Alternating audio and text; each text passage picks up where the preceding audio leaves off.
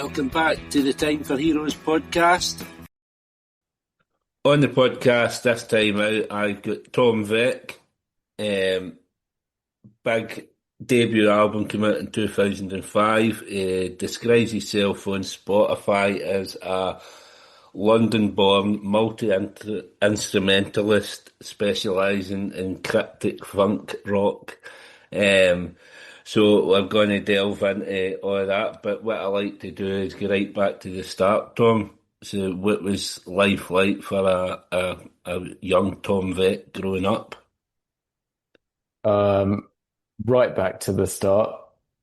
As far back as you can remember. As far back as you're willing to take us. As I can remember. What was life like? Pretty fun, I suppose. I'm the eldest of three boys, and I have a fond memory of my childhood, and music featured quite a lot. My dad had done a bit of music production and had guitars sort of lying around, and that's what got me into that. And I was enjoying sort of looking at vinyl covers as well. I think that's what led to my kind of graphic design trajectory there. But yeah, as a teenager, I sort of grew up on the outskirts of London, or suburban Greater London. So, Hounslow, wasn't it? Is that right? well, that's where I was born. I always see that name on like Wikipedia or whatever, but I don't know. I think that's where the hospital was that I was born, but in more kind of Kingston area. Southwest London. Right, because when I seen Hounslow, I thought, oh, he must have been rubbing shoulders with the Blue Tones and all that. That's where they were from. Really? Yeah. Right, yeah, I don't even know where that is. Well, I think Hounslow, for what I had Mark Morris for Blue Tones on a while back. I think it's basically outskirts of Heathrow. Right. Yeah. Maybe that's where the hospital was. Yeah, I should find out. Um, yeah. Um, and we, when I was about 14, we moved house and had a garage in our house, which we sort of from the get-go. Well, I think my dad had sort of planned to use it as a kind of tool shed, garage for tinkering. hmm And we ended up sort of turning it into a music room, half music room space kind of immediately. And that's when I got a drum kit and started to be able to record. My dad had like a cassette, 4-track cassette multi-tracker, and then we upgraded to an 8-track reel-to-reel and then a 16-track reel-to-reel. And I was playing drums and bass and guitar and singing, which meant that I could record my own songs basically, and they sounded like kind of grungy stuff, late 90s, mid 90s, late 90s stuff that I was listening to. And it was good, yeah. Had a nice bunch of friends, kind of were in bands. I remember being in a band at 17, playing in a pub, and none of our friends could come because they were all underage. So it was kind of like as soon as we could, it was about playing gigs. And then I went off to art school in London proper and was still in bands and stuff. Studied graphic design and kept recording music and got signed. Well, I was kind of on a little label from about halfway through my degree. I think I'd started a relationship with a small label called Tummy Touch, based in Brick Lane, and then I'd graduated and I had a job. I was working at like a web design company. in the Truman Brewery building, which is Brick Lane area. And about 6 months later, then I got it just something just we had have sound had been made on this on Tummy Touch, and I was very excited about it being released on a label. Um, then I played a couple of gigs, and there was a bizarre level of interest from some other labels, and so then it all got much more serious. And I quit my job, and in order to put out the album, so um, yeah, it was fun. Yeah. So, like, you touched on like grunge. You were listening to grunge and all that. So, what other kind of influences were you? What other sort of music were you listening to as a youngster? Um, Let me think. Well, yeah, there was the grunge stuff kind of led into the alternative stuff, I think was the kind of genre that was going under at the time. But uh, I mean, in the UK there was the kind of trip hop stuff, Hmm. and but I liked a lot of the American. It seemed to be more of an American-based things, this kind of like alt rock, uh, stuff like Beck, Eels, like the early Eels stuff, Cake. I'm a huge fan of this band called Soul Coughing that really just suddenly like I was like, wow, what is this? It was kind of kind of felt like it had a kind of rock attitude, but the production was just so it just sounded different. It kind of had like the like amazing drum breaks in it, um, double bass stuff, which is kind of a lot of the trip hop. And I was a big fan of Hmm. Lamb's first albums, which are incredible. I think this sort of like double bass kind of. I just felt like the kind of instrument palette kind of just matured slightly from distorted guitars and like pretty tubby sounding drums or whatever that were a bit sort of like amongst all these cymbals into um much more punctuated and beats and then the Beastie Boys stuff, that's all like a lot of samples. A lot of Beck stuff had a load of samples in it. Soul Coughing were a band that kind of sounded like they were using samples, but they were really playing it as a band. So I was like super um inspired by that, I think, to then go back and because was lucky enough to have a recording studio set up, it was kind of like I would go in and be like, oh, I'll try and make it sound a bit different now, and had a couple of keyboards knocking around. Yeah. So, and then you would like also you touched on kind of getting towards the first album, but for doing my research, I was listening to your episode on the 22 Grand Pod, Oh, right, and yeah. um, probably I love that podcast. I'm probably one of their biggest rivals, but I listen to it every episode. That's good. Competition Um, is good, isn't it? You stop me if I'm telling like exactly the same story. well, it's funny because obviously you touched on like a kind of your first kind of or like your musical project before Tom Vek, Mm. Souvenir. Yes. And it's funny the timing it because I've just been listening to I work night shift and I've been listening to John Robb's book about Oasis, Okay. and he touched on that band Cable. Oh, really? Well, I would never have heard of them, and And then did they obviously have like a fight with Oasis or something? Was that yeah. it? So like the famous story during the What's the Story Morning Glory album when Liam fucked off to the pub and brought hundreds of folk back, and then Liam and Noel had a fight. Well, Ah. it was that band Cable that he brought back, and I think they ended up getting arsey with him, and fucking it caused a bit of a ruckus, and then Liam and Noel had a big fight over it. But it was funny how I'd listened to that book and obviously heard about this band, and Yeah, then it's weird, the isn't next, it? The the next night I coincidence. listened to this podcast, and you're talking about this band. So what was the script with that project, Souvenir? How long did that last? Trying to think really. It was maybe probably only 3 years or something, which seems like an absolute age when you're, like in your early 20s. It kind of led up. I was, um, well, I was in a band, like in my teens, in my late teens, I was in a band.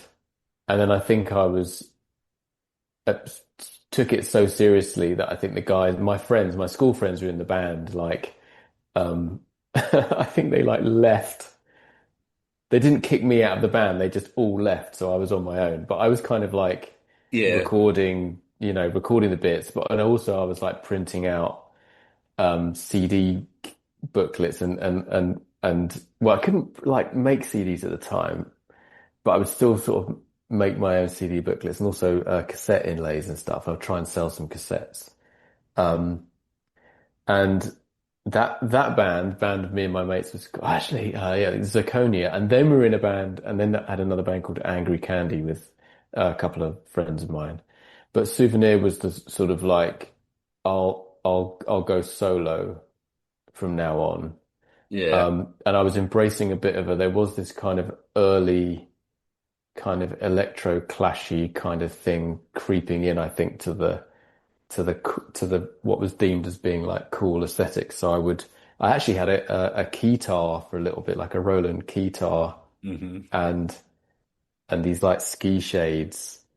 It was definitely more of an art school thing. I'm trying to think who the influences for that were. They'll probably be the really obvious one, but um, and more about synths and drum machines and things. And I'd actually been lent a drum machine uh, and was kind of enjoying making synth rock basically.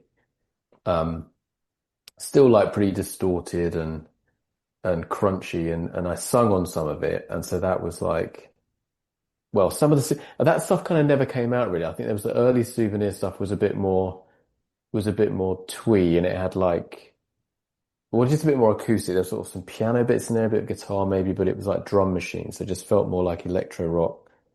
Um, And that's what led me to meeting Tummy Touch, and they put out a couple of Souvenir, like a 7 inch and a 12 inch, I think. And then I'd made this. The guy at the label was like, what have you most recently done?" And I was like, "Oh, you won't like it because I've actually recorded a really messy rock song. I think I'd been listening to a load of Faith No More, and just been in a real rock mood." Hmm. And thought that the label wouldn't like it because they would do more dance stuff. And Tim at the label was like, "No, let's hear it." And then he really liked it and was like, "You should mix this all up." And I think around the time um, I remember really vividly feeling like there was a point where it was cool to be a person who went under a band name like Aphex Twin or Jamiroquai or um, but I mean, I know Jamiroquai is actually a band. I should get in trouble for saying that, but um, like I think I had felt like actually I would like to, it was I sort of remember this feeling of thinking when somebody I want to take more ownership of this, so I'll go under I'll make it sound like it is one person because I'm doing it all on my own, and Vek is like a shortening of my actual surname, Hmm. so. It was like really last minute that it was just as I was kind of getting this stuff together. It was almost like it kind of felt like the Tom Vek project just suddenly. It's like I decided to go under that name. I had loads of bits recorded, and Tim had also introduced me to a producer called Tom Rixton, who brought in stuff that I really wanted to try, like chopping stuff up, just like chopping, duplicating, getting that kind of breaks sound.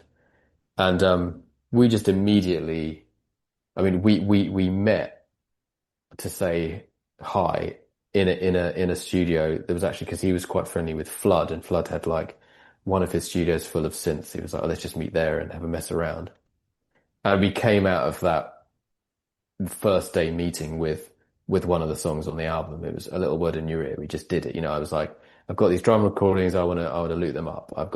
And then I'll put a bass part over the top. So I just pick up a bass, just start recording it, and then pick up and then start singing. Like, and I think it's just from years in the studio of like, um, just finding that whole process quite inspiring, and almost like I really enjoy capturing almost like the first idea, like the first thing that springs to mind when you listen to something else, when you listen to something.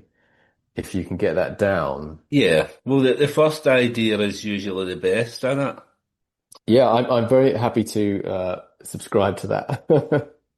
You that can you, that you can you can you can over egg things. You can kind of add too much, and if you yes, just go with the initial idea, it is usually the hat. yeah, exactly. And I just felt like there was so much.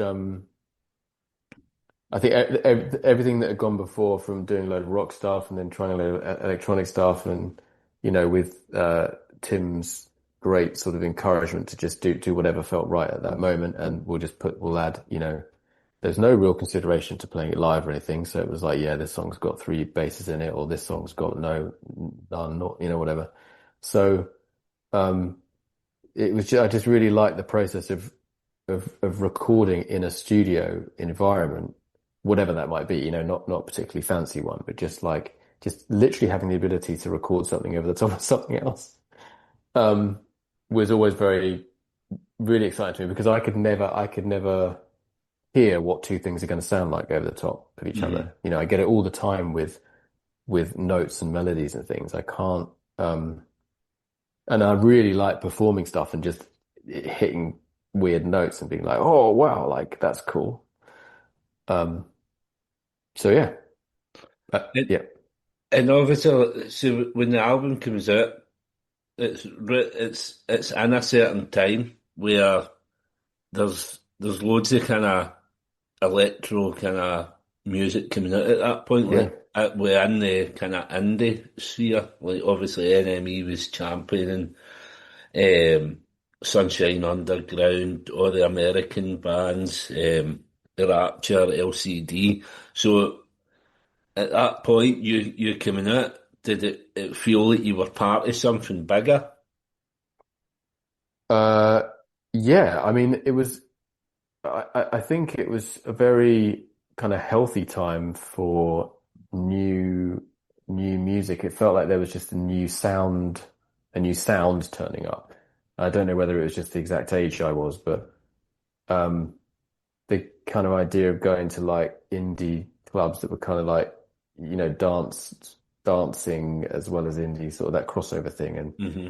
and, I mean, you mentioned the Rapture, like that was definitely a big milestone moment where my friend just played me, some Rapture stuff, and I'd immediately go home and try and learn that drum beat, and then go into the band rehearsal the next day being like, I'm playing this drum beat now. It was the total just like flicked into being like, oh well, there's this new language we can use, kind of thing. Very energetic, and it just felt really contemporary. Um, and so I feel like there's so much, you know, I was really influenced by that stuff. So it's nice to be going back to, looking back on it, for it to all be, lumped together. But in a way, it was like, yeah, I was influenced by that, and, um, yeah, but it did feel really great. I kind of remember, there was a slight battling of this, like what I most liked was when stuff felt really contemporary. I didn't really like the kind of retro stuff. I remember being really conflicted about the Strokes, because it was really, it sounded old music, it kind of like sounded old. Uh-huh. And I remember thinking that that was almost a bit of a threat to, um the more kind of exciting sounding stuff. I mean, in hindsight, the Strokes stuff was cool. I mean, I really didn't like Britpop stuff, talking about Oasis and stuff, which Mm. is obviously came was that felt like it was the 90s. But there was this kind of like, yeah, like post 2000s, it just felt there was these new sounds. Um, and it's fun to be in London around a lot of those, around people who were actually making it and performing it. and trying stuff out um, was good. Yeah. As like, obviously you're just yourself, so how comfortable were you with your vocals? Sounds like a loaded question, but I loved. I mean, well, Just I'd always because like sung. obviously like the music around about that time, and like I heard at one point you stayed in a house, and was it you stayed in a house with like a video, a guy that recorded videos, Oh yeah. recorded the Crabs Hay scene stuff, I think. Just because a lot of the some of your vocal style, actually, I don't know if it's deliberate or whether it's where it's came from, but sometimes you sound a bit like a Ryan Jarman. You get that kind of vocal delivery. Like who? Sorry. Oh, here. Okay. Right. Right. Okay. Yeah. Um. Which obviously I found it odd, obviously, because you're down south and he was up in Yorkshire, so but there is that kind of twang Oh. to it. Well, I think that my I was mostly trying to sound like an American person, so maybe we both were. I don't Right. know. Um. Yeah. I mean, so much of the music that I was listening to was from the States, so it's mostly that influence, I think. I mean, I know that a guy. I was quite influenced by the soul coughing singer because he had a very kind of like um almost like um beat poetry sort of vibe to some of his stuff that was almost like spoken and quite sometimes slightly atonal, and there was also this kind of like slight what do you call it, like affection in terms of how words are ended and stuff. But I remember reading that he was very influenced by Marky Smith. So I'm kind of like, maybe that's where maybe my American influences come from, like a Northern English. Right. Was he Northern, Marky Smith? Maybe Yeah, he's but from London. Manchester He is, based. isn't he? Yeah, yeah, yeah. So, yeah, big melting pot of stuff, really. But I mean, I was in the choir at school, and I kind of think, I do also like the singing side of it, especially like singing, harmonies. Hmm. Um, is it's just a nice thing to do, really. And I was just thinking that when it comes to playing gigs and stuff, it's an enjoyable physical thing, like just really singing as loud as you can. Trying to hit the notes as well. I mean, that sounds like an obvious thing to say, but I really, I'm kind of missing it a little bit, I think. I think I'm quite keen to play live again when Yeah. I've managed to forget about all the work that goes into it. So obviously when the album came out, um, it kind of instantly kind of well instantly from what I could see kind of elevated you, um, featuring on the OC, Uh, and your one of your tracks also featured in Grand Theft Auto 4, I think it is. yeah. Which like looking back to that, I think that must be where, because my best friend was mega into you. Like he had that album. That's how I get into you through him. So obviously I'd mentioned to him that you were coming on the podcast, so he's super excited to hear it. Nice. Hello But to this person. he was a mad gamer as well. He was probably more a gamer than me as well, and I'm just wondering if that's how he discovered you through Grand Right, Theft yeah. Auto. So many people do say that it's through uh Grand Theft Auto, and that was because that was just a random B-side as well that we just, I think the label just, I can't even remember. I mean, I think looking back at it, because I'm still involved in like music industry stuff with my day job at the moment, it's really sort of um noticeable to me how what labels can achieve if they're doing it right. It's that sheer um just exposure that they know how to do, you know. I Hmm. mean, it's harder and harder for everybody, I think, increasingly. But I mean, you think back in the mid 2000s, they probably had it totally tied up. It's just an easy job for them. It's like, you know, gaming company that said, "Have you got any songs we can use?" And they're like, "Yeah, these are Yeah, our new signings." Like, so another thing that people mention is skate videos, which I think is just the coolest thing. My brothers were really keen into their skateboarding, and I thought that was always a very cool look to be in skate videos. I almost didn't know at the time. It's almost afterwards, you know, even if it was done, uh, you know, in a kind of bootleg fashion or whatever. It's a cool. I like hearing about that.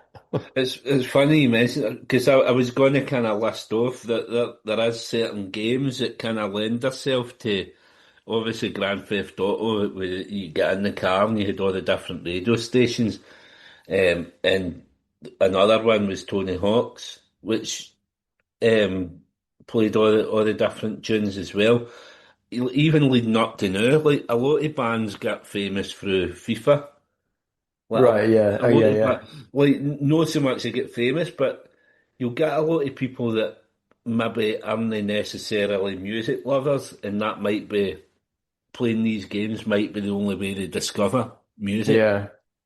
Yeah. Well, I mean, this is a, you know, a deeper chat, but I think music does, uh, there's an extra potent element if it soundtracks things Hmm. that are important in people's lives, then you know, that kind of helps it stick a lot. It's nice. I mean, I hadn't played live much at all the last 10 years, and last year I did some solo shows because I was kind of keen to play, and I'd recorded some the more recent stuff was a bit more kind of guitar-y, and I'd experimented with doing having a solo set before that was very electronic, and it was me kind of on a MIDI controller and visuals and stuff that was a lot of work. But as a big like Jeff Buckley fan, you know, I've always fantasized about this idea of just being of having like just me and a guitar kind of solo performance, and I managed to play a few gigs last year and in little venues in the UK, and it it's nice to I think after years ago I was really a bit like awkward about meeting people who might be fans and stuff like that, to be honest, in a way. It's like I'd rather us not meet and you still maintain this, you know, whatever image you have of me is kind of cool. I quite like this third thing, but as I as I've got a bit older, I think I'm happier um you know, not enjoy, I don't enjoy it. I mean, I do feel like humbled by, you know, a real person coming up and saying that a song is very meaningful to them, and it will always be, there'll be a story attached to it, you know. Yeah. Um, so, you know, that is important, and I think artists do get lucky in that sense. Like I feel very lucky that, you know, um, my music was able to reach certain people, and then it got was connected to an experience of theirs, and so they then hold that very dearly, you know, and it becomes it's like kind of an unlock, isn't it? It's sort of like it's a shortcut to a Hmm. bigger memory or a bigger set of emotions or whatever like that. So music's very powerful that way. Um, and I have loads of those experiences myself. So Mm. yeah. So, like after the first album, um, the second album was like 6 years. Obviously, it's probably one of the questions you're asked most. Mm. Um, what was the reasons behind it? Was it were you trying to do things differently? Was it just harder to write? Were you trying to look for the same process as the first one, or what? Yeah. I don't know really. I think maybe my answer to this will probably evolve over time, but I think sort of the fact that it was such a massive propulsion. It's interesting because it happened behind closed doors a bit because it was like uh, it was incredibly validating because I had just done my own thing. And then I had, these big record labels like taking me out for dinner and all this kind of stuff. And was temporarily under the impression that I would be that it's this kind of like, I've made it forever now. I actually kind of remember like talking to lawyers and or managers, and there would be artists. You'd also kind of see artists on the way out. Like you'd hear about artists that have just been dropped, or like people that have left their managers, and you kind of think you see them coming down the other side, and you're like, that's not me. I'm in my ascension moment, or Hmm. whatever.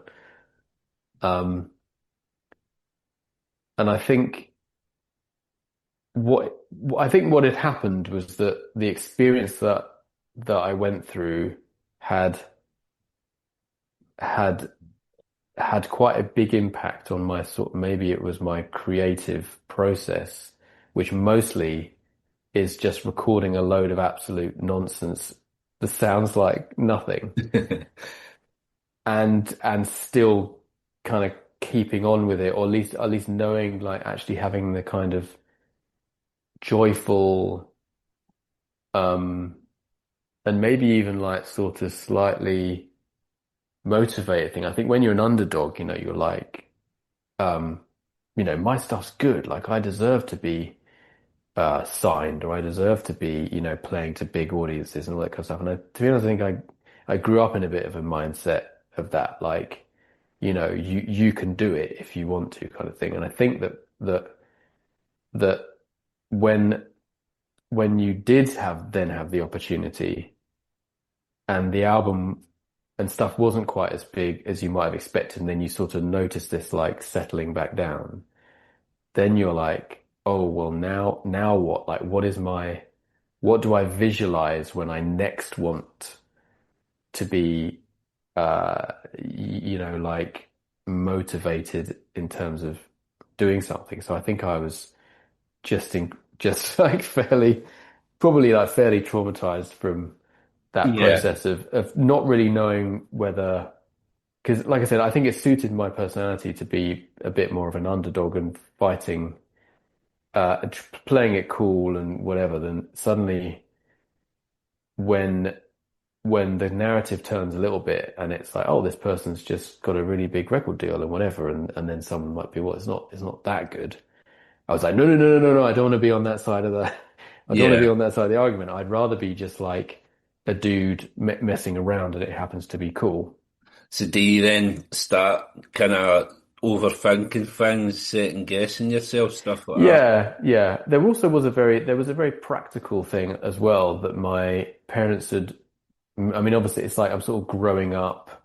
I didn't really have a studio space, um, and I wasn't going to go home and go back and record at my parents, and also they'd moved house, so it's like that was the end of that. That was like the end of that chapter of this garage that had been responsible for a lot of the We Have Sound songs. And it's actually just really hard to find. The other thing is that, and I get my tiny violin out for this, and no one gives me any sympathy, but it was actually like like quitting my job and then being like, oh, this is awesome. I can be in the studio like all day. After the first few days, you're like, oh, is this, oh, like, there's nothing to take your mind off it or anything like that. Mm. And I'm still in my like early 20s, so I'm not particularly good with like my discipline for other interests, even, I'd say. So uh, I'd just ended up moving studios, and it takes so long. I was holding on to this like old school recording studio, these old school recording studio tropes that I liked, like a mixing desk and lots of knobs and stuff. But I think I'd already moved on from that because most of We Have Sound was actually made on Tom Rixon's laptop in Pro Tools, which is what I'd like. So I think it took me a long time to realize that I couldn't go backwards I was kind of being like, well, that's where all this music had come from, was this sort of like rudimentary setup, and I ended up needing to learn uh, some more production skills, these new production skills myself. And how do you feel then, obviously, like 20 years down the line, how do you feel your music's evolved through that time? Do you think it's been a massive thing? Oh, interesting. Yeah, how's it evolved? I mean, it's an interesting timing to ask that because I've got some new things on the go that are a bit more kind of electronic. Hmm. So I'm kind of flipping back between, and the most recent EP I did was quite guitar-y. So I'm again like just meandering through some kind of eras of interest. Because like just for like listening through all the albums, they all kind of fit perfectly together. There doesn't seem to be, to me, there doesn't seem to be any major outlier. They all kind of you. No, great. They all Yeah, well, sound I'm very like. proud. I mean, I'm proud of it. I think that on the third album, like I feel like that was the peak of trying to get of me really trying to get the production as good as I could get it because I mixed that album myself. In fact, I ended up mixing most of the second one, but and then the fourth one onwards, like New Symbols onwards, is a bit like going back to letting in like an element of um the unfinished, the kind of roughness and stuff. And I kind of feel like I'm back now. And I think I feel connected again with We Have Sound because I think initially I sort of renounced it because if you're trying to do something new, you've got to be like, well, the old stuff is, I'm trying to Mhm. improve on that. Um, that, but I think that what I do like is I don't like hearing a perfected thing. I think there's no real point in like an overly labored piece of when there's I wouldn't say there's no point, but it's like it's not something that interests me myself as with things I like listening to. I sort of like I mean I like good production, but there's something about these kind of unknown noises and unknown notes that for me, because also I'm not musically trained, so I don't really know what's going on. I work, a good friend of mine who I work with is very musically trained, and she'll be like, "Oh, it's this, there's a name for this thing, that thing that you liked and that thing." So I've always kind of enjoyed being quite naive towards it, I think. I mean, I don't know. I'm kind of like still trying to embrace the kind of sloppy, accidental thing, but you also want to at the same time and which sounds like a contradiction, you sort of want this intentionality of being like it's meant to be like that. I mean, the thing I think about a lot is like the art gallery scenario, which is what I liked about recording and music formats and things being published is it's like once it's in when art's in an art gallery, you're like it's meant to be, that's how it's meant to be. I've deemed it to be finished. Um, and when it sometimes feels like when you're trying to make music with an audience in mind or like it being played on the radio, and there's all this stuff about like good radio mixes and all this kind of stuff that to me always ended up making things sound pretty dull. That um the thing I don't know whether it really answers the question, but it's like what I want to see happening is that I've kind of managed to still keep a hold of this kind of like um uh in I don't even know what the word is. I was about to say integrity, but I'm not even sure it's that. It's just this sort of confidence to be like I'm trying to that it's a process of like exploration and recording, like actually getting something recorded. Totally. And that's what I like. That's what I like to be represented by, really. And I like that reaching this some kind of point where you'd be like, oh, it's just what comes out of me. I just open my mouth and it comes out. I sort of like that. That's a terrible answer.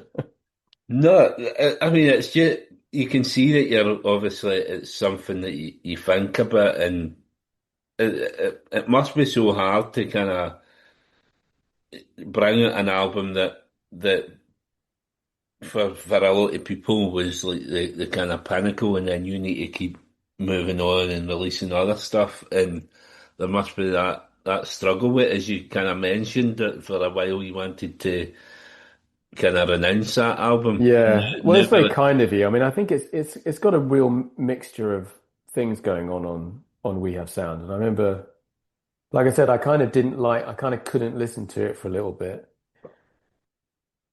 because I mean, because now we're at that point, we're 20 years on, and 20th anniversary. So obviously, 2nd October remixes, the remix album Yep. coming up. Um, so what's that like then when other people get involved in kind of their Yeah, interpretations well, of it's been songs? really great because I mean, we did a 10-year like triple box set thing where I dug out some outtakes and stuff, and then when when the 20-year one started looming, I was like, I haven't got any other, I haven't got any other material to like, Yeah, to you might have went to a bit early signify. in the 10 years.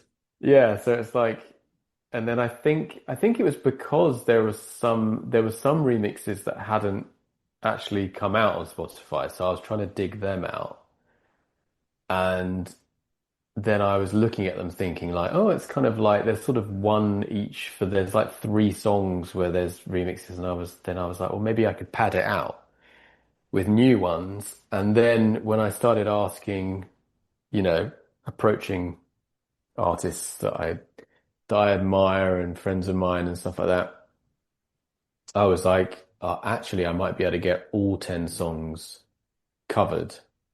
And it just so happens, I was kind of doing this thing where I'd reach out to someone because also technically there's been this interesting legal loophole where the album has actually come back into my possession, which is very surprising considering how it was initially signed and kind of re-signed and all this kind of stuff. But Mhm. I felt a bit more connected to it just because wouldn't have to ask anyone's permission to get these remixes done. But I'm not on a label, so I have to, I was just, like I said, I was approaching people hoping, um, that they might like the idea enough that they would be okay with just splitting the royalties or something. So, um, yeah, it was nice to, oh, that's what, so I think what I did was that people who knew the album, I would be like, can you give me a top three of songs of which you'd most like to do or something? And that helped me kind of like distribute all the songs amongst people basically. So we had one of each. Mhm. But there was some really nice, like uh, people did, what I would classify as like deep album, deep cuts on the album. There were people who were like, it's that song, that's the song I want to do. And I was like, oh, awesome. So it's nice that each song is kind of, for most of them at least, have had, um, specific impacts on people. But it's been great because it's nice hearing the songs kind of be given like a contemporary spin on them. The Mhm. production on them all is really good as opposed to like, because the production on the an original album was pretty challenging anyway. And to think when I'm digging out outtakes and stuff like that, it's like, oh, this is, like, um, kind of grueling sonically, but the remixes all sound great, which is cool. And then in a nice turn of events, via one of the remixes, I was actually introduced to a label who ended up getting involved to put it out under very artist-friendly terms, which has meant that it's we're being able to give it a bit bigger push, and it's going to have a vinyl release as well, Brilliant. which it wasn't going to happen for you. So obviously the Dave Glass Animals, that one came out early July. I just seen on Instagram this morning something about Thursday, Oh so yeah, a right. new one coming out then. Yeah. I mean, I Obviously, can probably the talk about it another podcast, time. this podcast will be probably a couple of weeks behind, so it'll already be out for all these listeners. So Nice, exciting. Hope they're enjoying it. I'll direct them to that. I'll put all the links and all that and the show notes. Um, Great. Yeah, we got a few of the songs are coming out. There was just yeah, there's just been a bit of a moment in the middle where we've had a delay, but um it's I remember it from before that whenever you're, labels like this big lead time thing, you'll be like, we'll announce it now and it's out in like 3 months, and you're like, what? That's mad. And you kind of feel you go through a period of feeling a bit bad about it because it's like the songs are done, and you're holding them back from people, but it does seem like more than ever you have to kind of build up some kind of interest is how I feel about it sometimes, and other times I feel like yeah, um, I've done a complete, like, dropped an album all at once um vibe on for new symbols, and that was really fun. It was really nice just to be like, here's all the songs straight away. You didn't even know it was coming, it's funny though kind of how thing. you kind of as an artist seem to be frustrated with the way labels do that because me as like a consumer or a fan. I'm pretty much the same. Like, see when a band brings out an album, but they've released 4 or 5 singles ahead of it, and then you get the album and it might be like 10 songs, and it's you feel robbed because you've heard 5 of them already. Right, okay. Well, yeah, that's the plan with this remix album. So, But that's what I mean. um, Like, obviously, the labels must know what they're doing. You know what I mean? But yeah, and then yeah, usually what exactly. I mean, you're happens right. with I these don't. bands as well is once they release the album with the 5 songs, like a couple of months later they'll release it again with 3 or 4 extra songs on it, and Yeah, the bonus edition. you kind of think, well, I would like that then at the time. I like to get, as you say, like a big batch of like 10 new songs to listen to at the once. Yeah. Yeah. Yeah, I do like that. I mean, I think that's fun because you can jump straight into kind of a whole world of an artist. So yeah, Mm. next time. Going back a bit, obviously, like in 2011 when you released Leisure Seizure, you also guested on a DJ Shadow song, Mm. which I was listening to this morning, and it was just when I heard the lyrics to it, when they sound quite profound for my podcast. There's a lyric about time for heroes. This isn't a time for heroes or something like that. Ah, That I thought I'm going to try and look back and get that as my intro. oh yeah, yes, yes, you're right. Yeah. Yeah, I mean that was an amazing. I mean, DJ Shadows had been a huge hero of mine. So when that offer came, because we were both on Ireland, and I think that's how it had happened. Um, it was amazing. I mean, I remember thinking that what I'd most like to do on a DJ Shadow track is like do some drumming or something, because like really influenced by his drum breaks. But hmm they had chosen he had this like rocky song, so it was about sort of doing a rocky vocal on it.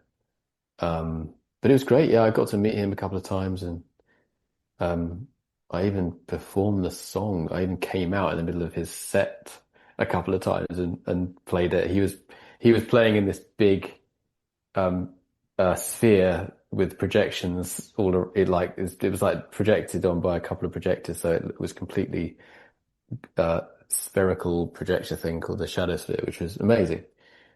Um, yeah, Yeah, but and another thing that I wanted to touch on was Sleevenote. great. Yeah. So tell us a bit about this because I mean I was looking at the website earlier the day, and I kind of trying to get my head around it. So it's probably better coming for yourself. You know. Well, it depends what day. Yeah, yeah. I mean, I've got a million ways of describing it, but I mean, today I'm going to say that I do believe that there can be a healthier digital music culture, and with a couple of projects that I'm involved with, I'm trying to work out if we can build things that will get slightly closer to that. And I've always loved album art, and there's a difference between music. A music format is the music, whereas all digital things are platforms. You know, if you listen on Spotify, you're always on the platform. You're like in the shop. And with Sleevenote, we're trying to create a digital experience that feels like one thing at a time, like when it is this kind of like chameleon device that gives the feel of vinyl, of like buying a vinyl and just holding one thing and Hmm. concentrating on one thing, um, with all the benefits of digital delivery. So you get it immediately, and you know other things that come along with that. So it's an idea I've had for ages, the actual like a square uh, music player. It's so simple. It's like, you know, album covers are square. Like it could just be this square screen, just shows you the album cover while Yeah. it's playing. That's become this really, you know, complicated sort of this this elaborate search for like how to actually make it exist. But we're sort of at the level of got prototypes for it now for the device, and at the same time we're kind of running this platform where artists can um, submit all this additional album art that is currently only going into the vinyl. Um, and I think I do believe that there's kind of like a digital way that can be enjoyed, and it's like more relevant than ever with just like the absolute state of like digital, you know, consumption. Hmm. Um, it's like it's a huge challenge, but I think I think it's good. I feel like there's this kind of growing sentiment of like people wanting to have a more kind of intentional music experience, Yeah, intentional culture. it's like a separation in it. For like, obviously we had the iPods before, but everybody seems to just migrated to their phones. And Yeah, as it's when you listen to something on your phone, and if you're looking at it on your phone, before you know it, you're doing something else. You might be playing a game or whatever. Where yeah, if you got like a dedicated player just for that, and you are going to spend more time on the actual music and the artist. yeah, exactly. Yeah, I It mean, sounds obviously, a you know, great there's idea. thanks. I'm quite happy if you want to send me one of the prototypes to test. Sure. I'll Yeah, yeah, totally. Well, yeah, there's only a handful in existence right now, but we've got some interesting things on the horizon, hopefully. But yeah, it's very. I mean, I'm very lucky to be able to be kind of researching it. Um, and yeah, you know, I sort of take the challenge very seriously, and I know there's something there for kind of like the digital music experience. And I think it's actually I think there's so many music fans out there that would get something out of it. I think the audience for it is very big. But even if it's niche, I think it's you know, a niche audience within music lovers is still it's still a big amount of people. So and you know, I've always loved like tech. Tech is fun. So, but it just became so unfun the way that like all it's just about all it's just you know, smartphones and tablets, just like these screens that do everything, as Mhm. opposed to you know, this idea of going back to single purpose devices. I think is quite interesting. And Yeah. that's a whole separate conversation, but yeah. And what was the script with the NFTs as well? Again, that's something that I've kind of I had a guy on. I had a band on. What's her name? This Is War. Okay. And the guitarist was mega into NFTs, but I've never been able to kind of understand that fully either. So what's the kind Well, of how long have you got? But I mean, yeah, we do have we've got, I'm involved in another project called Super Collector, which is NFT based tech. Um, there's a kind of inbuilt, I wouldn't say flaw, but a lot of the crypto stuff, you've kind of ended up with false positives because it's so based on trading mechanics. Like people will buy, stuff will get bought if it's going to be sold for more down the line. So there was the kind of art NFT um, growth, which, genuinely, I think kind of like for one-off art, digital art objects, is still kind of makes sense that you'd have this singular version that can only ever have one owner at one time. So that is something that can be bought and sold, much like a fine art canvas. And then there were, it was probably like 3 years ago now, or more, 3 or 4 years ago, that a couple of platforms started up that were doing it with music. So this idea that you could have music NFTs, and also, and initially there was this environmental issue with blockchain stuff and crypto stuff. They would actually burn. It would be using loads of energy to actually kind of basically save something onto a blockchain that makes it permanent, Mhm. which was resolved. Which has been resolved, and like anything, it becomes more efficient and cheaper, and you can use blockchain tech for negligible amounts. Um, so um, yeah, Super Collector is there as a tier that's like higher than Bandcamp. Basically, the whole point of it is that it's shorthand for, like, if you really uh love a song, you can Super Collect it at a $10 price point, and you can be given the status of a super collector Mhm. amongst, a fan base or whatever. They aren't limited. You're not buying a limited edition anything. So it's not like it's not going to become more valuable. You're not going to have this, maybe even feel this pressure to sell it because somebody really wants, one or whatever. Which is kind of goes against a lot of the things that have caused, crypto and blockchain kind of success stories in invert commas,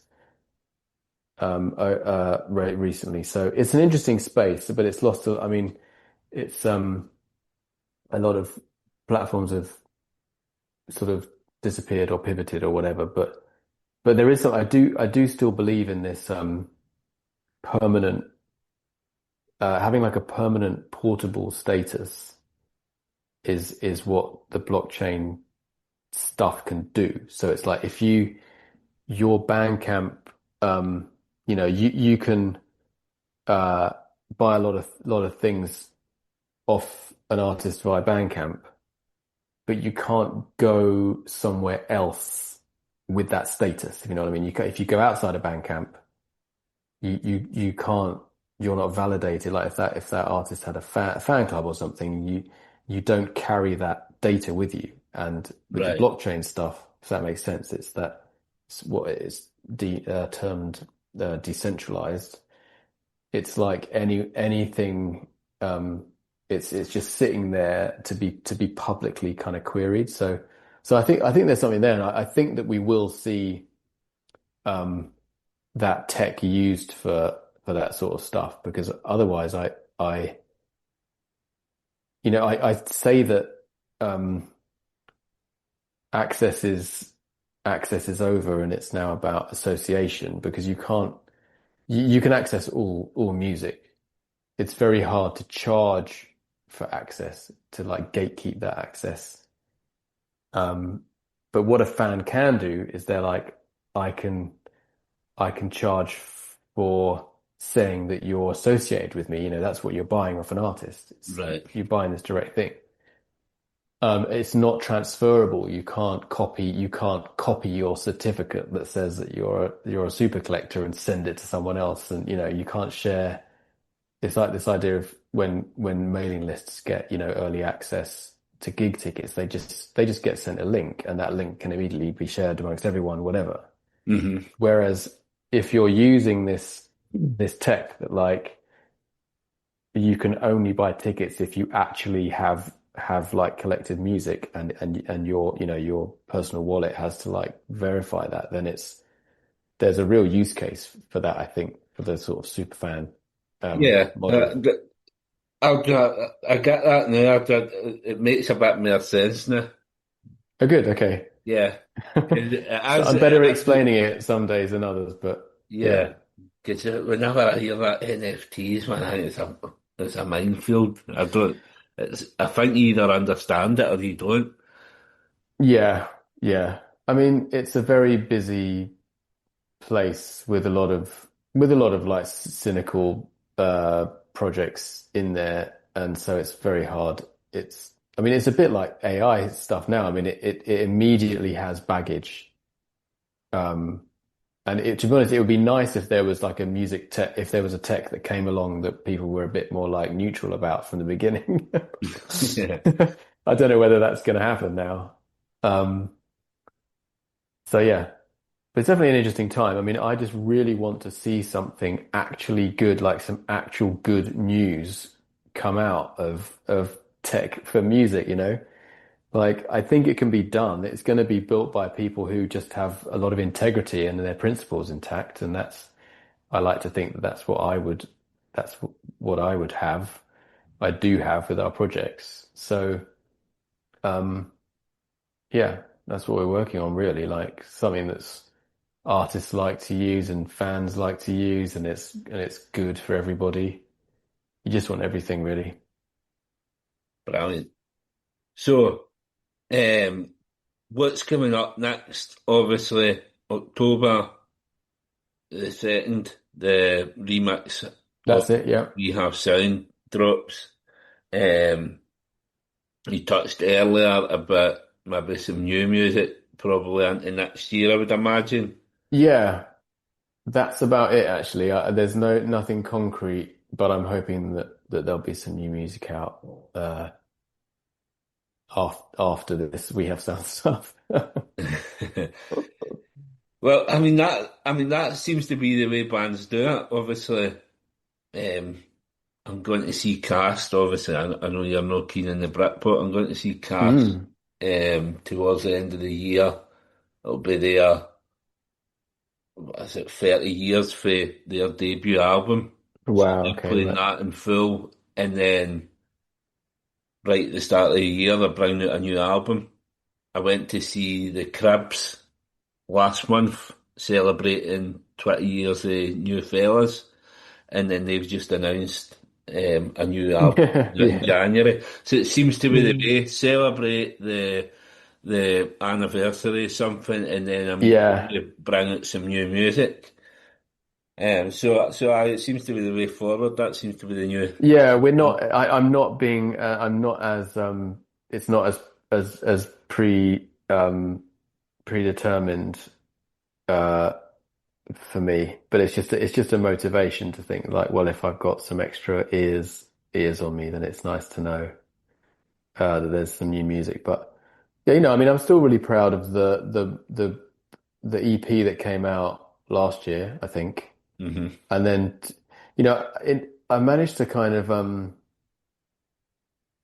yeah, you know, keep things coming out. It's been quite fun, both with Leisure Seizure and Luck. There were some outtakes that I've put out to do the 10-year anniversaries of those ones, and that has been nice to like to work up songs that I think the nicest thing about it actually is to open up these songs where I knew I got like stuck on them, like I got them so far and really liked a lot of what was going on and couldn't take them any further. And then if I have learned anything or got any better at anything, it is just being like, actually, I know what to do now. Like there's something there that I'm just going to remove completely because that's what's getting in the way or whatever. Or I'll quickly redo this. I can mix stuff pretty quickly up to a level that I like. Um, and new symbols. So the fourth album ended up having a completely remixed version of it. Hmm. Um, Newer symbols that I'm still really proud of. And I think in terms of that's probably my most contemporary production-y stuff. Um, that stuff. So I like to think that if somebody is, even if there is a brand new fan being created from this work now, um, there's a lot of material um, that's been put out over the last 20 years. Not loads, but there's you got 4.5 albums to Yeah, yeah, it's three totally, and a half man, now. it's plenty, and as I say, I kind of listening back, I thought it's going to be completely like the latest album's going to be miles away from the first, but it Right. does seem to evolve, and it all fits together for me anyway. Nice. Yeah. No, that I'm pleased with that. I think there was this perilous moment that I think with a lot of artists who were getting signed, but like back in the day around the time of my first album, artists whose music wasn't totally finished were getting signed and then chucked in with big name producers and being given a really strong sound from the producer and then this artist and then that might not have even sold anyway and then like no one's won because the artist doesn't like the sound of their own music and then everyone's like, oh, they didn't, no one else does. So in a way, like I'm really pleased, but it was a great position to be in that We Have Sound was like finished, like it was mastered, and Tummy Touch, the indie label, was going to put it out. So when the bigger label came along, and I'm like a bratty art school kid, I'm like, take it or leave it, it's done. Like the album's done. You're either putting it out like this, or I'm going to put it out. And then when I look back on it, I'm like, that was a really good position to be in. Mm.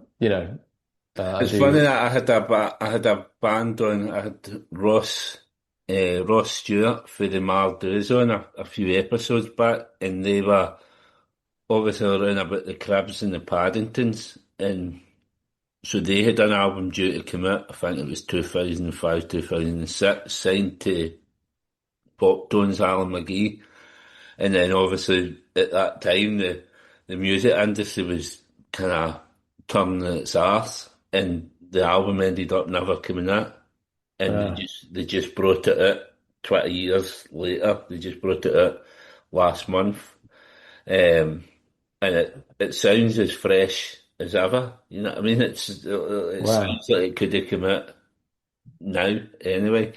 But he's down in Margate as well, which seems to be the place to go. But everybody seems to be in Margate. I think probably about 30% of my guests are down in Margate. Yeah, So it's cool. um, last part of the podcast, obviously, it's called Time for Heroes.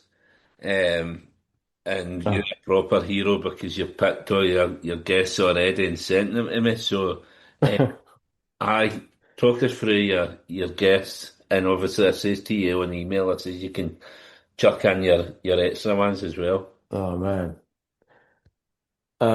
Yeah, great. Well, who did I choose? So I've got so what is it? An imaginary dinner party that I'm Hmm. cooking at, which is dangerous in the first place. But I chose Johnny Ive in initially or as my first guest because I think when I think about people that I would love to meet who have been instrumental in sort of shaping technology, but was involved in such a kind of creative way, like a sort of almost like an artist level of conviction about how things have to be beautiful and have this kind of symmetry to them, and him being fortunate to be at Apple at the time when they were really pushing, they were really seeking that, would just be super interesting. So I think that he is from the kind of all the as a I mean, because I got one of the first iMacs, that came in the crazy colors. I had a green one, and that was just such seeing it next to other computers in the computer shop, it was just mind-blowingly, like modern, and what it stood for, it just seemed so celebratory of like what technology stood for and the amount of creativity involved in it, all that kind of stuff. And then I was so taken with the kind of iPod era design of their sort of like white plastic, which I always used to reference Chris Cunningham's Bjork video for All Is Full of Love, where there's kind of like two robot Bjorks that kind of are kind of being controlled by like car manufacturing line robots. They kind of had this NASA, there's this kind of like space age, kind of like white plastic space age thing going on. I would love to hear him talk about, I would just like to meet the person that was actually involved in that, in pushing for this stuff, because I think it must have just been such an exciting time when when you're doing something with such conviction and that it's going to be, that it's going to sort of have a big impact on. Yeah, game changing, wasn't it? Yeah. And obviously you're going to mention Sleevenote there. I probably would. Yeah. I probably would. Yeah, so that's a cracking first guess. You won't be surprised, in over 100 guests, it's the first time he's been picked. Oh, right. Um, Cool. I think actually looking through all your guests, there's maybe one actually been picked before. Ah, who is it? Well, um, yeah, I've got Pharrell next. I think I put, Yeah. um, because I was thinking about people who, when you specifically think of like a hero character, you you think of these people who have just been sort of like trailblazing in I guess it's the same with Johnny Ive. Like it seems easy once it's been done, you're like, oh, Pharrell type beat or whatever. But to be Pharrell doing it the first time, Yeah. and his work with the Neptunes and Chad and all that kind of stuff, as well, that's what I kind of find so appealing about his early work, is that it was with his buddy, and they're just like clearly like having so much fun just making the sort of stranger sounding beats that ultimately are really like, groovy, for want of a better word. Um, that I think I would say like he's a hero of mine. I mean, I play real drums. I also like doing that kind of like MPC finger drumming, which Hmm. I feel is really specific to his types of beats that have they are slightly unquantized, and you would say like sloppy to be mean, but it's actually like good. It's like sloppy in a good way, that makes people at first think like, what is this? And then it's like, oh, but I totally get it. I don't know why I get it, but I get it. And I think that's what I admire about his stuff so much, and he just does it with such kind of like cool conviction that you know, it just all works. Hmm. And it does, once you've heard it, it does sound so simple as well. Yeah, exactly. Yeah, It's yeah, the same with the as you touched on with the previous guest, the iPod, the iMac. They look so simple, but yeah. yeah, yeah. There's so Yeah, I much mean, like going into more it. work goes into. Well, I don't know. Actually, having said that, I'm not sure. Like what I mean, well, behind the scenes, more work probably goes into it because you sort of got to spend more time disregarding stuff. But you kind of come out the other end looking like you just did the simple thing and it was, immediately genius, which both, which it happens a little bit of the time in order to give the impression that it happens all the time. Brilliant. And your next guest. I would also have Lana Del Rey at my dinner party. Um, Again, I was thinking about um, people who I think, in terms of a hero type, it is a bit like, oh, I wish that was me a bit. Like I remember when I first heard video games, first listen was just like, oh my God, this is an insane piece of music. And I still sort of feel that when I listen to it. And then what I admire the most, I think, is this sort of lore. She's managed to have this kind of lore from the very beginning um, of her work that I think there's a certain amount, like artists do need to take themselves seriously at some point. And I think in many ways it kind of gets undermined by social media, or it undermines a lot of people. I remember at the beginning of social media when it's somebody who you thought was cool, but they're now taking photos of their food, and you're like, I don't know Mm. how that's not very cool, I don't think anymore, and I don't know how I feel about this. And for her to have managed to kind of successfully become this really um, kind of complex, serious, but also light-hearted person, making really great music. Um, I've got a lot of admiration for that, and I think I would like to. I think she'd be fun at a dinner party, not in a kind of like a crazy way. I think there'd be some kind of very genuine discussions, maybe. Mhm. But I think with all these guests as well, there's a complexity to them as well. It's not just all as it seems. There's so much more beneath the surface. Mm. I think Yeah, that's probably what makes for such an interesting dinner party. If there's so much more going on than just at face value. yeah, exactly. I don't know whether people would think of that's the thing. I don't think she's an extrovert. Maybe I haven't chosen any extroverts, I think, and maybe that's that's by design because I'm thinking there's some, I've got more and more into my reading, novels over the last 10 or 15 years and love there's loads of sort of post-war American male writers, novelists who I've loved, but I just think like at a dinner party, I'm not sure if they would be like um, what they've managed to, someone like a kind of Kerouac character, like what they've managed to kind of get down in their books, I think is the big is like is a big gift.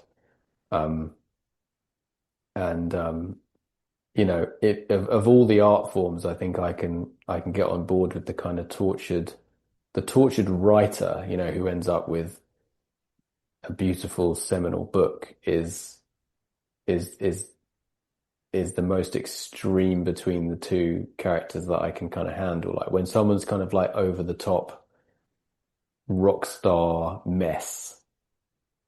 Um, it's not. What am I saying? I think like the personality of the musician is maybe a bit closer to their performer Hmm. personality. Maybe is what I mean. Obviously, if you're writing, and you're writing fiction, then it is you can be very far apart um, from the characters in your book, I suppose. But yeah, so.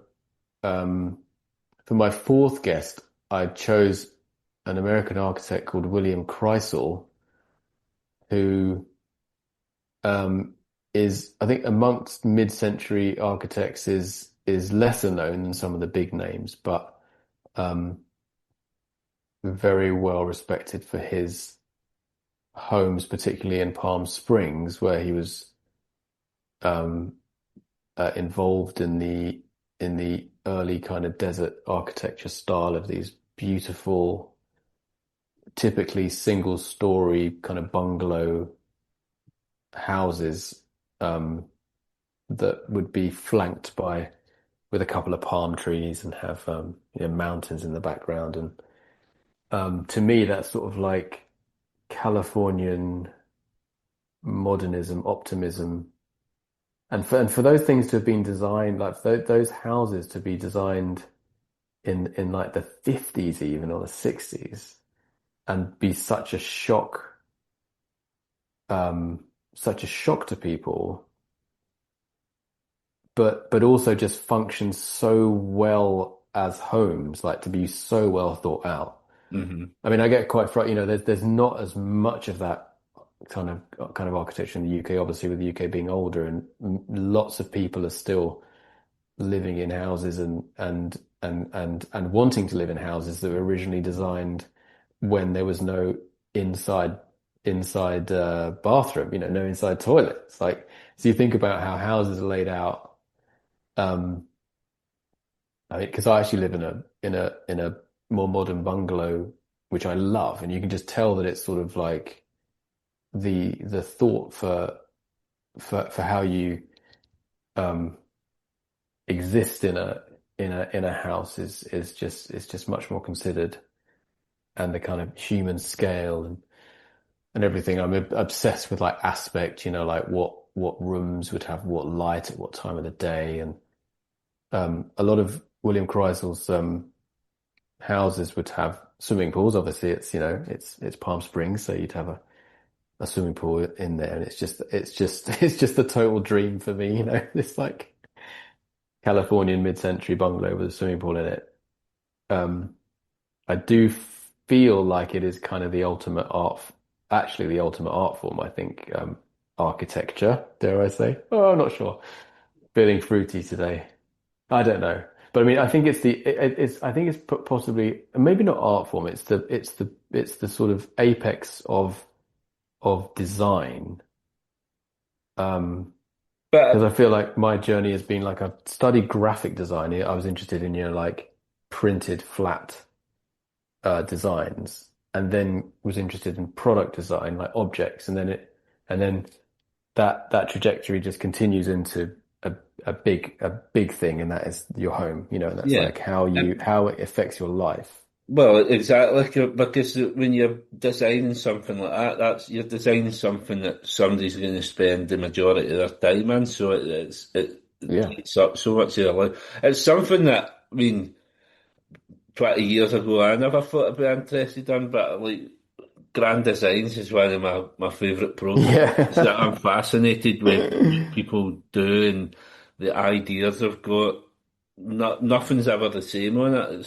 It's really nice to watch people's stories and how they come up with the Yeah, yeah, idea. totally. I mean, I think I would love, that's the thing to have. I mean, it's a bit like having doing an album that's perfect first time almost, but to have your early um house designs work so well. Um and I just think about what people must have said. I think I would have want to hear about what these early um dwellers of his houses were saying to him, in terms of how new an experience it was and how much care had gone into the design.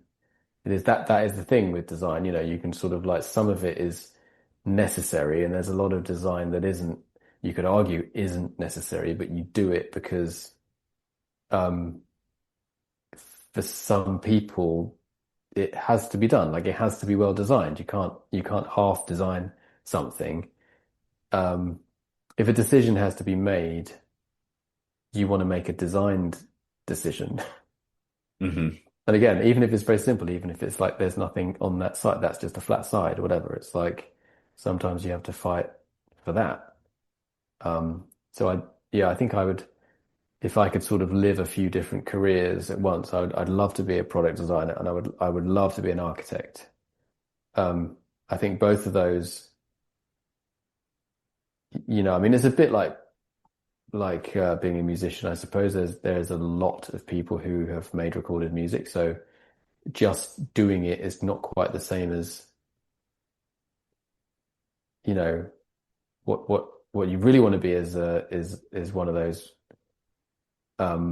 specialisms that have managed to reach this kind of like holy level of just something just really working, Hmm. like I put loads of time into it. I had amazing influences, amazing guidance, amazing people working with me to actually do the other side, the stuff on the other end. And it just ended up everything, the stars just aligned and this beautiful object exists or this beautiful house exists.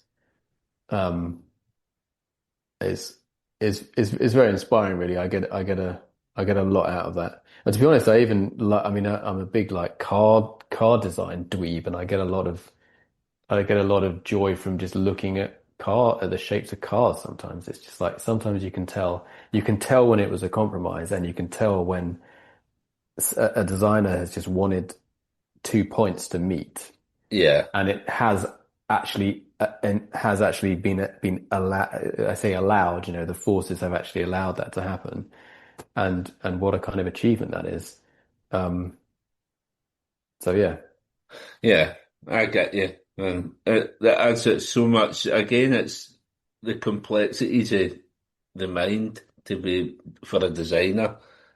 It all bleeds into, and again, Mm. it's all going to fit into this dinner party well. Yeah, because I feel like that's what interests me about Pharrell and his, all his side projects and stuff. Because I feel like you're that kind of character that you would turn your hand to other things because it interests you. You find loads of things interesting. Like I would love to design design a watch or design a you know uh, some clothing or a bag or something like that.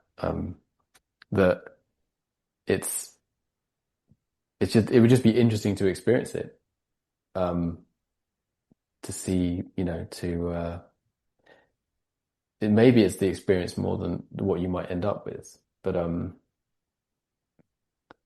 yeah, Yeah. maybe you want to try a bit of everything to see what you might actually have this like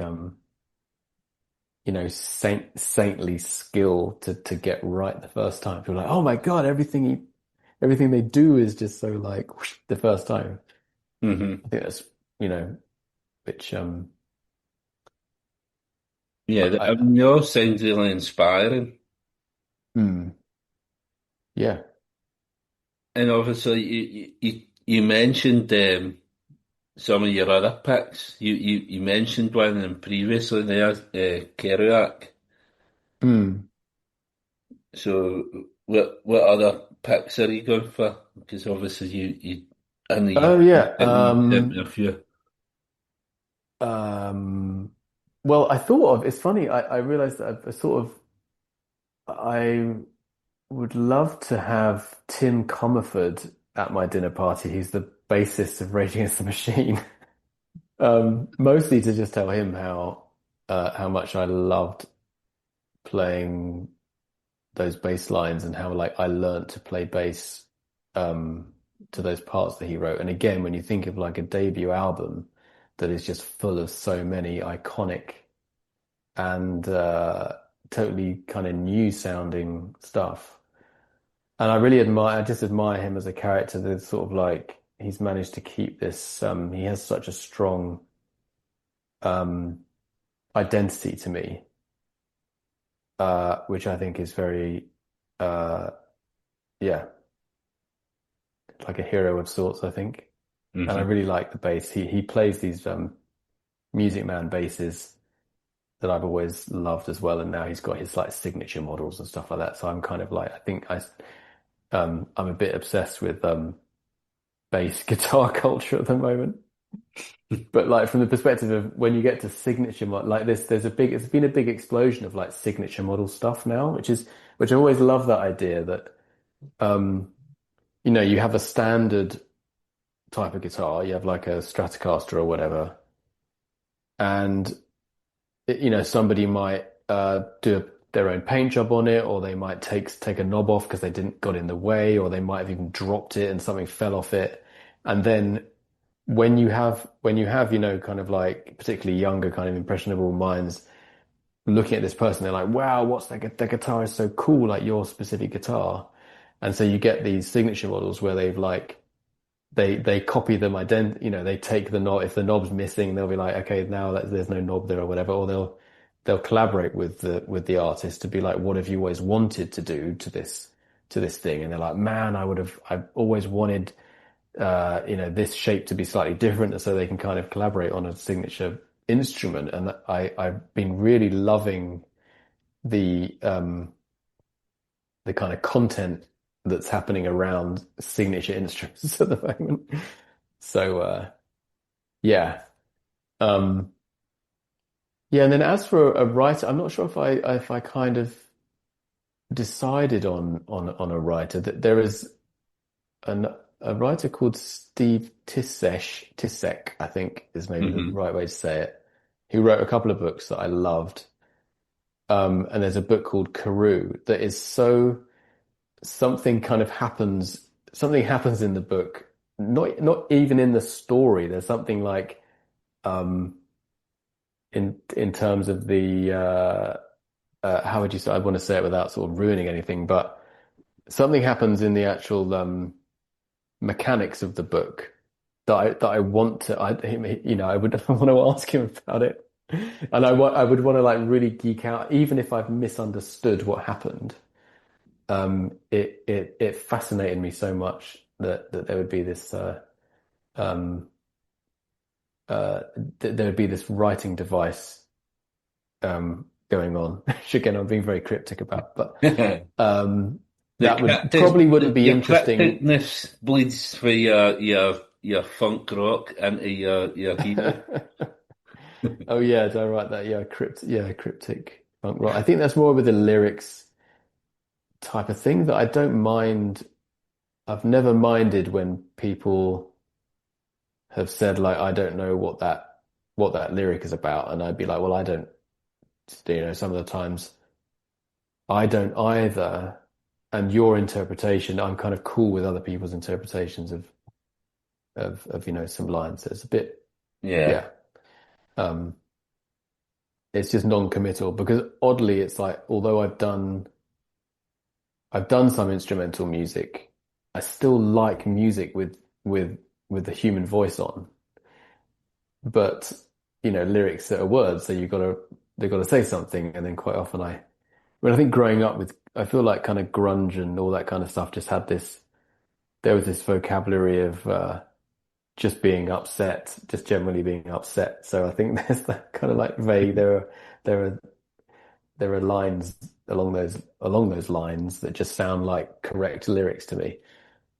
So when I'll try and push it away from that kind of stuff. But that's what music is quite good for, a bit of self-indulgent self-pity sometimes, but also to make you feel like, no, everything's okay. So a cracking bunch of guests, and what are you cooking for them? Just the final question before we wrap up. Yeah, I'm not much of a chef, which I'm very ashamed of. I live with a great chef. I would probably, well, if it was something that I can physically cook now, it would be spaghetti bolognese, probably, the like English version of spaghetti bolognese, which I do love as a dish, with some nice red wine. And if I could magically cook anything really well, I think it would be it's called kind of ceviche, Peruvian ceviche kind of vibe. I think that's the cuisine that I mean, I've loved it for years actually, but like if I can find a ceviche restaurant, it's I've always enjoyed it. It's like, like really light, like the sort of combination of flavors where you'll have salty and sweet and spicy and and it's fresh and all those Hmm. like kind of tangy sort of tangy flavors have worked really well for me. So I'd whip up that if I have time to improve my culinary skills. Yeah, that sounds lovely. I think I think this is the thing. We always You're either a good cook or you live with a good cook. Now, with me, it kind of turned on its head. My missus used to do the cooking all the time, and her job now the last 5 years, it's led to me doing all the cooking, um, Nice. which I've got better at. But then it comes to the weekend. And she's off at the weekend, and I find myself still doing the cooking at the weekend. How's this worked out? How am I? Surely when she's off, she should be doing it, but I've ended up with a job 24/7. But Yeah. it's Well, definitely improved. I like the idea of it. I mean, I love I'm cooking more, a bit more, and I do like the process, but it's very indulgent. I'll put some music on and sort of indulge in the process. I mean, I can see it being quite a nice. I've got so much at the moment. I have so much on my mind with our kind of various projects, and in many ways, it's like, as I maybe tried to explain earlier, we're still looking for this. We're still searching for this perfect sweet spot for some kind of digital music tech. Hmm. And so I think my mind's always whirring, and sometimes you get inspiration, outside of the work thing. But it's important to actually switch off, which I think trying to cut bits of vegetables into the same size and not burn them is actually quite it does help me like switch off for a moment. Yeah. That sounds brilliant, man. But a cracking bunch of heroes, a cracking meal, and it's been a really nice couple of hours chat with yourself. Mm. Yeah, Um, thanks for having me on. it's been an absolute pleasure. Thanks for um, returning my message so quickly as well. I've been in a rut. I don't think I'd released a podcast for about 6 weeks or something, so I just released one the other day. I've got another one next week, and then yourself. So back in the game. Great. Yeah, no, But it's my pleasure. I'm just on one at the moment. I've just got so many things kind of happening in a way that I have to just like react to stuff immediately, or it gets lost in other things. yeah, So, I think it's kind of an efficiency hack almost in a way, because if I leave something, to do later, it's this kind of building up of stuff, and I quite like getting stuff done if I can manage it. But yeah. yeah, So what I'll do, I'll post all your links. I'll post the link for the remix album coming out. I'll post a link for Sleevenotes and great. anything else that I see. I'll put links up for it. It'll all be in the show notes. And hopefully you'll get some people contacting you saying how good everything is. Great. Yeah, brilliant. Yeah, give us a heads up when you're gonna post about it, and I'll share. I'll share too. Brilliant. Absolute pleasure speaking to you today, Tom. Thank you very much. Thanks, Martin. Yeah, Speak all the to you later. best. Speak to you soon. I hope you all enjoyed this episode of Time for Heroes podcast. If you would like to get in touch, the best way is on the Facebook page, Time for Heroes podcast, or on Instagram at Time for Heroes podcast, or Twitter at Time for Heroes P1, or drop me an email at timeforheroespod@gmail.com. You'll find Time for Heroes on all podcast platforms, including Spotify, Apple, Google and Amazon. Please leave a review where you can, share with others, and more importantly, enjoy.